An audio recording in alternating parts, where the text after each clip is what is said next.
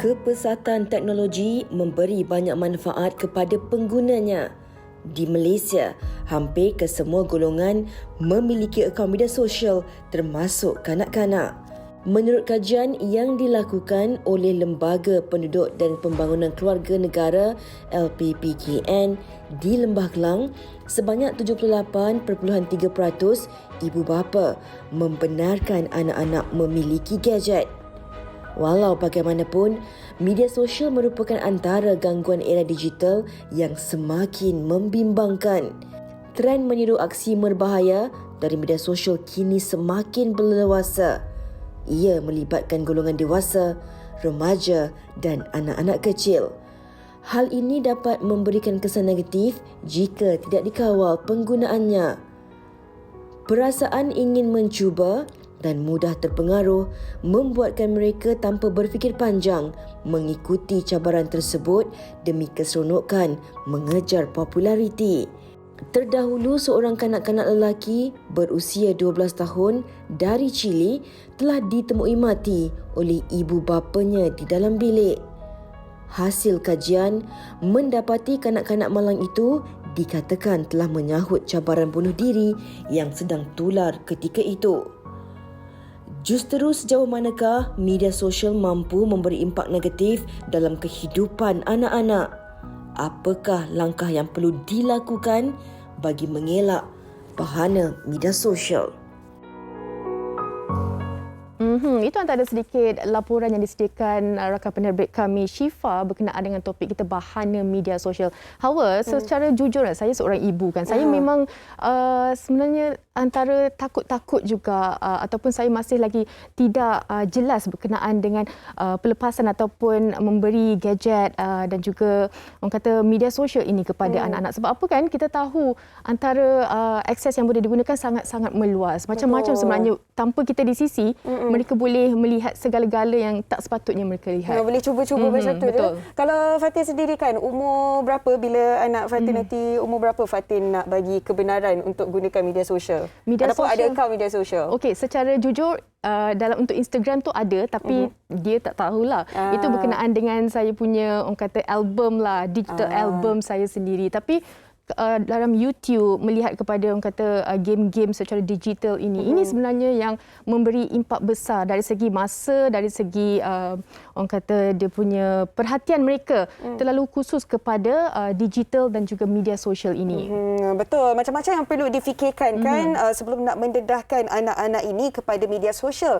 Oleh itu, untuk kita membincangkan dengan lebih mendalam dan juga lebih meluas dan berkongsi pengalaman masing-masing, hari ini kita bersama dengan dua orang tetamu. Kita bersama dengan Profesor Datin Dr. Mariani Magno, seorang pakar psikologi kanak-kanak dari Universiti Segi, dan kita juga bersama dengan Puan Nuriha Wagimun, ibu kepada seorang kanak-kanak yang terkenal disebabkan video-video yang cukup comel itu.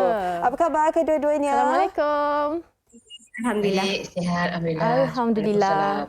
Baik, kita nak mulakan dengan Prof terlebih dahulu. Prof, kalau bercakap mengenai media sosial ini kan dalam kalangan anak-anak kita, remaja dan sebagainya, pendedahan yang sebagaimana yang boleh kita berikan kepada mereka? Kita tahu mereka dari segi pembelajaran mereka sangat memerlukan. Kalau kita tak beri gadget ataupun pendedahan kepada mereka, mungkin mereka agak ketinggalan berbanding rakan-rakan ataupun saudara mara.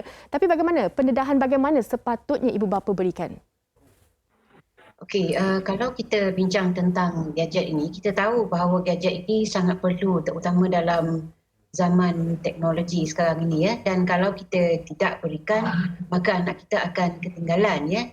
Dan pendedahan yang bagaimana yang disebut tadi itu adalah yang sepatutnya terutama yang daripada segi keperluannya. Contohnya kalau anak-anak di tadika dalam waktu PTPR yang lalu, kita tahu bahawa mereka sangat memerlukan gadget ini. Betul. Kan? Dan dalam masa yang sama juga, ini sedikit sebanyak secara tidak langsung mereka telah didedahkan dengan gadget ini.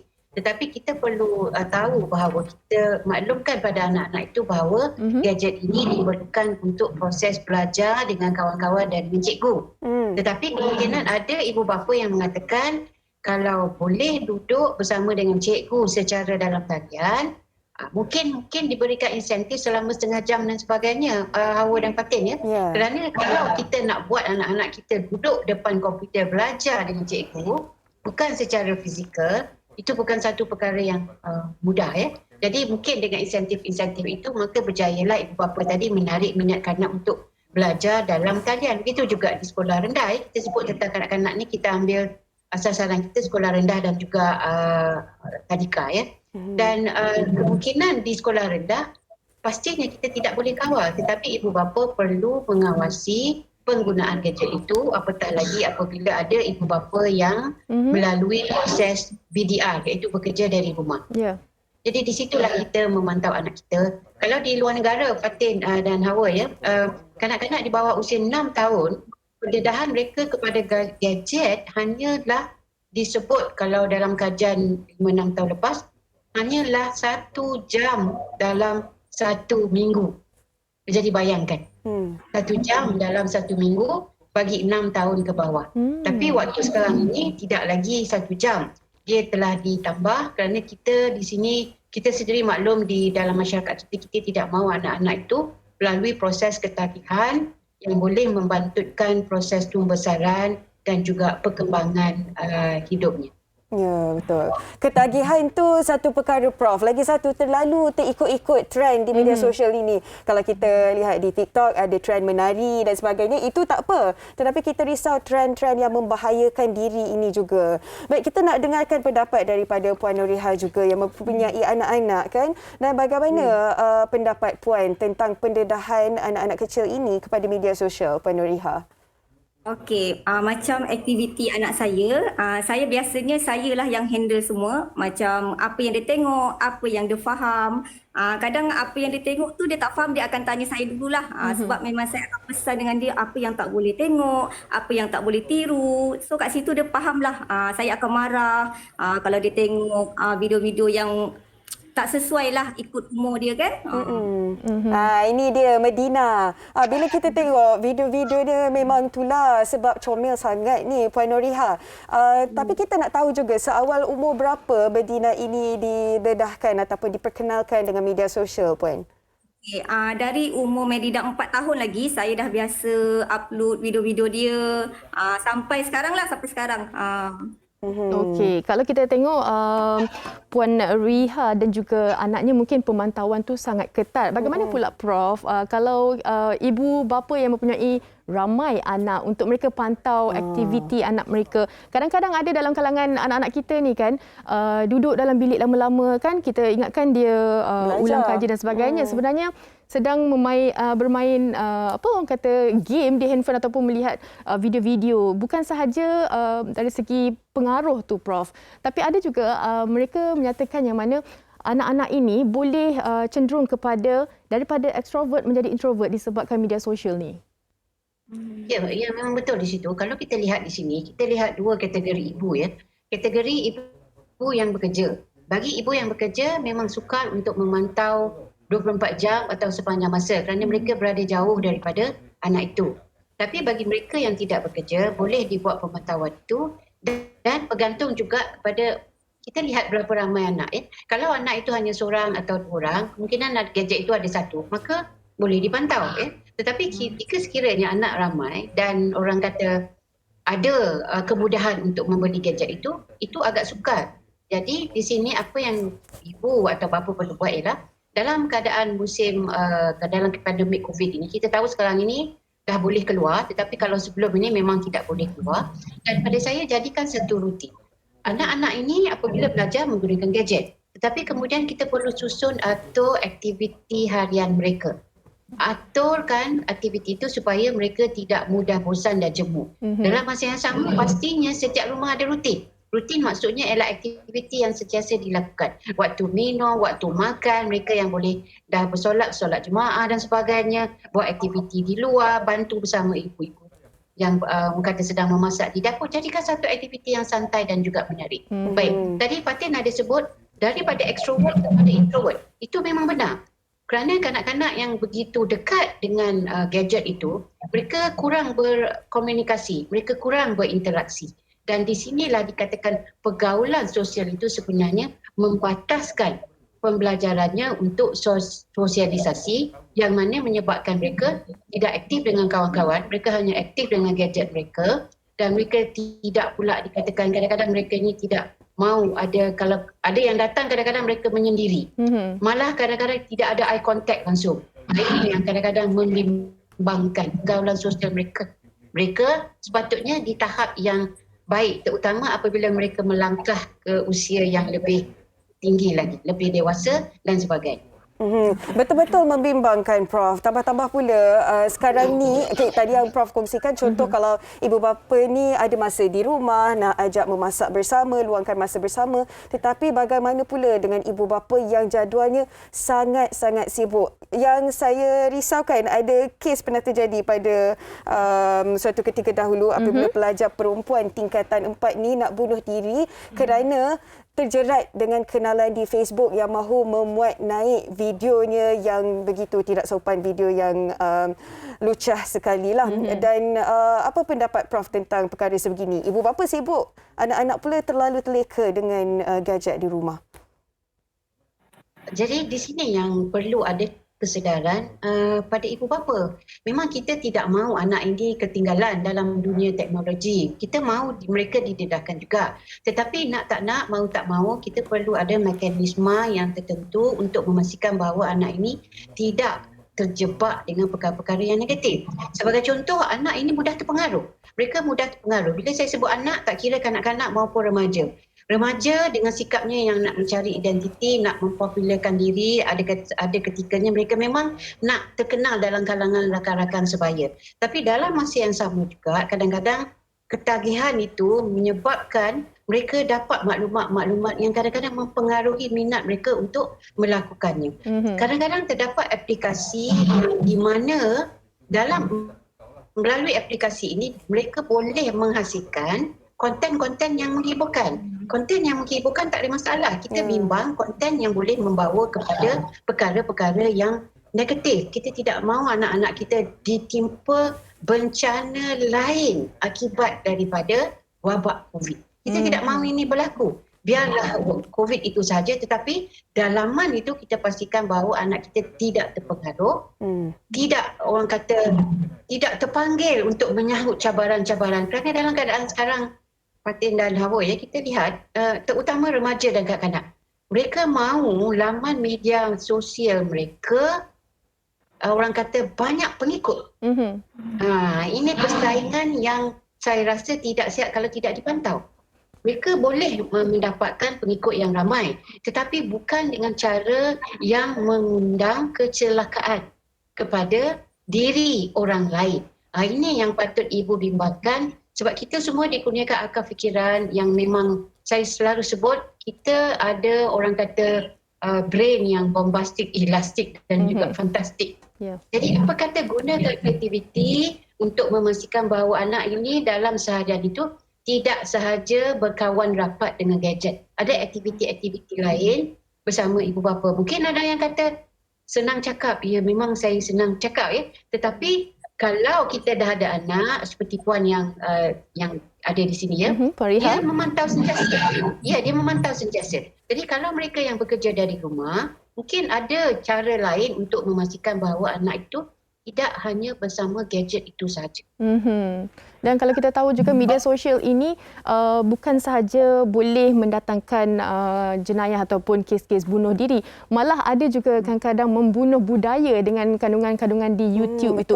Kejap lagi kita akan kongsikan, tapi sebelum itu kita nak bawa pemerhatian penonton dan juga tetamu kita untuk kita dengarkan apa kata orang ramai berkenaan dengan topik kita.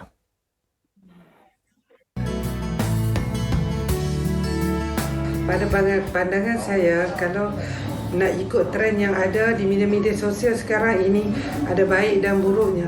Saya sebagai ibu sendiri berasa takut untuk membesar dan mendidik anak-anak pada zaman ini, kerana anak-anak boleh dikatakan masing-masing mempunyai handphone sendiri dan suka untuk kita mengawal anak-anak. Sudah menjadi trend sekarang di mana suami atau isteri membuat prank kepada pasangan seperti merakam aksi pasangan yang tanpa segan silu membuat naik video atau yang tak elok yang boleh mengaibkan pasangan. Tak salah pun kalau sekiranya suami atau isteri menyimpan apa-apa rakaman atau video hanya tujuan untuk kenangan peribadi. Tak perlu kita tunjukkan kepada umum. Kena sentiasa ingat pasangan kita bukan konten dalam kehidupan seharian. Bagi pendapat saya, bermain media sosial yang ini tak salah, tetapi jangan sampai ianya mempengaruhi kehidupan seharian. Setengah anak-anak menjadi terlalu obses dengan media-media sosial yang ada sekarang ini. Media sosial ni memberi keburukan kepada mereka yang selalu mendahagakan perhatian umum hanya untuk meraih tontonan ramai ataupun like daripada orang ramai. Itu antara kata-kata orang ramai lah. Media sosial ni tak salah sebenarnya, tapi salah bila terlalu mempengaruhi kehidupan kita. Baik, saya nak tanyakan kepada Puan Riha. Kalau kita tengok kan zaman-zaman dulu lah kan, cabaran di media sosial ini, challenge-challenge ini kurang. Kalau ada pun disebabkan kita nak melawak sesama kita kan. Tapi sekarang ini dah jadi budaya dalam kalangan masyarakat kita, khususnya budak-budak lah kan, kanak-kanak, anak-anak kita. Sebenarnya ada atau tidak anak-anak Puan sendiri yang melakukan cabaran-cabaran di media sosial ini? Bagaimana pemantauan pada mereka? Okey, macam anak saya, media sosial dia memang saya yang pegang. So saya lah yang biasa suruh dia buat macam ni, buat macam ni. Saya memang takkan benarkan dah dia ikut asyik-asyik apa-apa pun. Jadi sebab saya pun si rumah, so saya yang kontrol semuanya daripada handphone, media sosial. So tak ada masalah ni lah. Okay. Puan Nuriha, pernah tak berlaku satu kejadian yang mungkin anak Puan kan, contohnya lihat sesuatu benda di media sosial, di internet dan kemudian bertanya kepada Puan Nuriha, dan bagaimana Puan Nuriha kongsikan ataupun nasihatkan kepada anak? Pernah jugalah, pernah saya buat video, pernah jugalah orang bagi teguran, apa semua. Kadang saya cakap juga dengan dia, benda macam ni tak baik, tak boleh ikut, tak boleh tiru sebab umur dia 6 tahun. Nanti orang tak suka. Macam itulah, dia pun tahulah, macam faham orang tak suka dia buat macam ni. Itulah dia, Fatin, kita risau kan bila tengok di YouTube ini video-video yang macam prank, nak kenakan kawan-kawan, prank orang ramai yang kita rasa ini memang tak patut ni. Tapi itulah yang mendapat berjuta-juta tontonan. Kita tahu di media sosial ni kalau lagi tinggi tontonan, lagi banyak subscribers, lagi tinggi pendapatannya kan. Dan kalau kita tahu juga budaya untuk kita menjana pendapatan dari segi media sosial ni, sebenarnya kita harus juga mengambil kira berkenaan dengan generasi kita. Sebenarnya kita nak membina generasi daripada muda ni kan, yang mana mereka melihat kandungan-kandungan yang kita berikan kepada mereka. Perlu ada orang kata nilai-nilai orang kata pendidikan dan juga semua nilai-nilai murni lah. Baik, kepada Prof sendiri kan, ini sebenarnya menjadi kebiasaan untuk ibu bapa baru untuk mereka beri gadget kepada anak mereka, bayi khususnya sehingga 2 tahun. Mungkin saya juga pernah melakukannya. Bagaimana sebenarnya Prof melihat kepada tindakan ini, memberi bagi anak-anak kita melihat kartun sewaktu makan untuk beri mereka sedikit orang kata perhatian supaya mereka tidak kacau kita tengah makan dan sebagainya kan. Adakah perkara ini sepatutnya atau tidak, Prof? Sebenarnya kalau tadi Fatin ada cerita ya, Fatin dan Hawa sebenarnya adalah dilahirkan dari zaman milenial ya. Dan zaman milenial ini kita tidak boleh nafikan kita sekarang hadir bersama dengan gadget. Yang mana gadget tadi disebut oleh salah seorang yang memberi pendapat, ada baik ada buruknya ya. Dan kalau kita lihat dalam keadaan sekarang, ibu bapa adalah ibu bapa yang sibuk. Dan kita boleh kata zaman ini adalah zaman materialistik. Materialistik maksudnya perlu keluar bekerja dan mencari nafkah dan sebagainya, dan anak ditinggalkan bersama dengan pembantu rumah. Tapi kalau seperti puan kita ni, dia memang suri rumah tangga, alhamdulillah lah ya. Tetapi tidak menjadi masalah kalau ibu itu bekerja. Kita ambil masa yang berkualiti. Saya suka soalan Fatin tadi, yang mana kalau boleh kita kurangkan penggunaan gadget itu apabila kita ada bersama dengan anak. Kalau kita wanita yang berkejaya, kalau ibu bapa itu berkejaya, kita gunakan masa berkualiti, gunakan masa makan. Tadi disebut kalau bukan Fatin saja, saya sendiri melihat bila pergi mana-mana restoran, anak itu akan bersama dengan gadget. Di hadapannya bukannya lauk-lauk, bukannya makanan, tetapi adalah hidangan gadget. Kenapa? kerana ibu bapa mahu anak itu senyap. Baik, ini perkara biasa. Anak itu memang bising. Lumrah kanak-kanak dia memang bising. Kalau tidak, tidaklah namanya kanak-kanak. Jadi mereka nak bermain, mereka aktif. Di sinilah kita perlu pandai menggunakan kemahiran keibubapaan supaya kita boleh kawal anak kita, disiplinkan mereka. Kita tidak mahu mendisiplinkan mereka dengan penggunaan gadget. Ada gadget baru senyap. Jadi bermakna di sini, bila kita lakukan lagi arahan-arahan, teguran-teguran dan nasihat-nasihat, agak sukar untuk mereka mengikut. Sebab itu kita kata kita perlu didik anak itu daripada kecil lagi, mendisiplinkan mereka tanpa banyak menggunakan gadget. Sebab kita harus melentur anak daripada kecil lagi. Melentur bulu biarlah dari rebung. Ya? Jadi di sinilah dikatakan tidak seharusnya kalau masa berkualiti itu boleh wujud, maka janganlah diadakan gadget itu. Malah boleh diadakan orang kata etika makan di rumah. Kalau masa makan, tak boleh ada handphone. Even kalau mak suap sekalipun, tak boleh pegang handphone. Jadi saya rasa sedikit sebanyak kebersamaan dengan gadget itu dapat dikurangkan. Dan anak ini tahu bila masa dia boleh pegang, bila masa dia tak boleh pegang. Dan akhirnya kita berjaya mendisiplinkan anak itu. Okey, ada masa-masanya, ada jadualnya. Kalau Puan Nuriha begitu ke? Ada jadual-jadual ataupun masa-masa yang ditentukan untuk anak menggunakan media sosial? Memang adalah. Macam saya sendiri yang akan, contoh kalau saya nak buat video, saya akan, adik jom buat video. Bukan macam dia, ibu kita nak buat video tak? Dia semua memang saya yang suruh dia buatlah. Yalah, sebab dah mula dari umur 4 tahun, macam Prof kata tadi kan, berlentur buluh biarlah dari rebungnya, dah mula dari kecil lagi. Okey, tadi Prof ada kongsikan tip kepada ibu bapa kan, bagaimana untuk mengendalikan anak-anak ini sejak kecil lagi. Prof, kepada penonton-penonton kita yang berusia muda remaja, saya dan Fatin pun pernah remaja juga kan. Pada usia sebegitu, kita memang mudah rasa tercabar ataupun terikut-ikut di media sosial. Dan kes-kes yang kita lihat melibatkan media sosial ni memang cukup membahayakan. Sekarang ini buli bukan saja di sekolah, tapi di media sosial juga. Kita nak dengarkan nasihat Prof kepada remaja-remaja ni, Prof. Okey, nasihat saya, remaja ini memang akan melalui tempoh zaman remaja. Kita tahu remaja ini suka mencuba-cuba. Kalau kanak-kanak, dia ada sikap ingin tahu. Tapi kalau remaja, dia suka mencuba-cuba sebab dia nak mencari identiti mereka. Jadi dalam pencarian identiti itu sepatutnya dia tidak mudah terpengaruh. Kerana dalam zaman remaja, mereka ada dua pihak yang boleh mempengaruhi. Sama ada rakan sebaya ataupun ibu bapa. Kalau ibu bapa itu dapat mempengaruhi anak itu daripada segi yang baik sebagai kawan dan sebagainya, maka apa sahaja pengaruh yang diberikan oleh rakan sebaya itu pastinya tidak akan begitu kuat untuk dia ikut. Jadi kita tidak mahu nanti peer challenge.